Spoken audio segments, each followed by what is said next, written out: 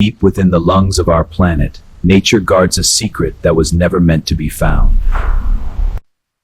A place where the line between water and fire simply disappears. No volcano, no lava, just raw, unexplained heat surging from the abyss.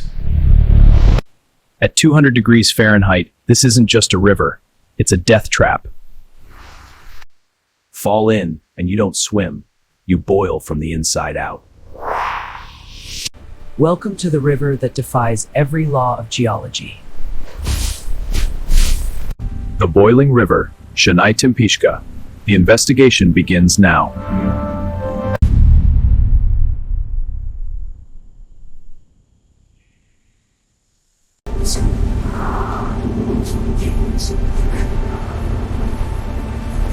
You smell it before you see it. The scent of hot earth and ancient minerals hanging heavy in the humid air.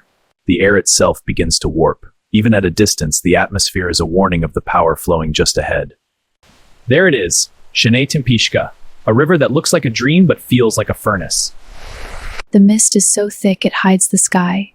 Here, you are breathing the breath of the earth itself.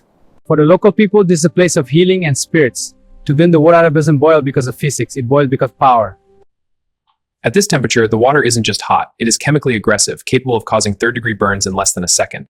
There it is, Shanay-Timpishka, a river that looks like a dream but feels like a furnace. This isn't a hot spring. It is a massive, flowing cauldron, moving at several meters per second. But why is it here? To find the answer, we have to look miles beneath our feet.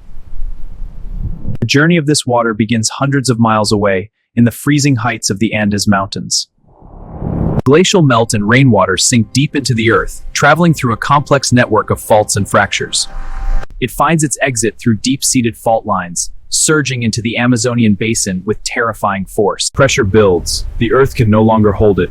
The water searches for the path of least resistance to the surface. Deep down, the Earth's natural internal heat acts like a massive geothermal oven, superheating the water to temperatures beyond the boiling point. What makes it unique is the volume. This isn't a small leak. It's a massive, flowing artery of heat. But in a place this hot, how can anything, even the smallest form of life, survive? The answer lies in the microscopic world, where life has found a way to thrive in the heart of the fire. But in a place this hot, how can anything, even the smallest form of life, survive?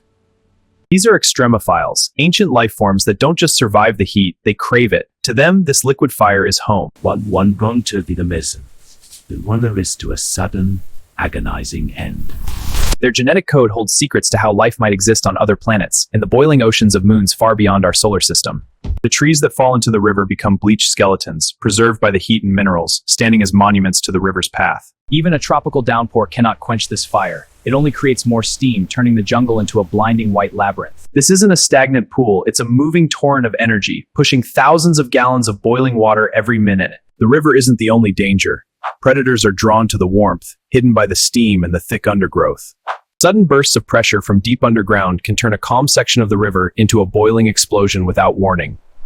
We have mapped its surface, we have measured its heat, but the Amazon still holds secrets that science cannot explain. For centuries, Spanish conquistadors spoke of a city of gold and a river that boiled its enemies alive. Most thought it was a fever dream. Legend says the river is heated by the Yakumama, the mother of the waters. But even as we measure it, the river keeps its deepest secrets. Some things are not meant to be fully understood. The river is so powerful it creates its own microclimate. It breathes a constant artificial cloud into the lungs of the jungle. It rains here even when the sky is clear. The river's breath turns into a localized storm that never ends.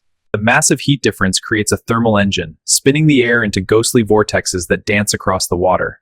The scale of evaporation is staggering. Thousands of tons of water vanish into the air every day, fueled by the Earth's core. At night, the river becomes a ghost, a glowing white ribbon of heat that can be seen through the thickest canopy. Nature has adapted. Unique mosses and ferns thrive in this permanent sauna, growing faster here than anywhere else on Earth. Sometimes the water doesn't bubble, it just radiates. This silent boiling is the most dangerous, as there is no sound to warn you of the 90-degree heat. The water's chemistry is unique. It carries a heavy mineral load from the Earth's mantle, a chemical fingerprint of its journey from miles below. As we push deeper into the gorge, the science ends and the mystery of the Earth's inner heart begins. The world has many hot springs, from the geysers of Yellowstone to the volcanic pools of Iceland, but the boiling river is in a category of its own.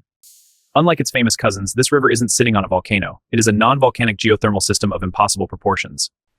Most geothermal sites are static pools. This is a massive, fast move boiling water moving here is unparalleled on Earth.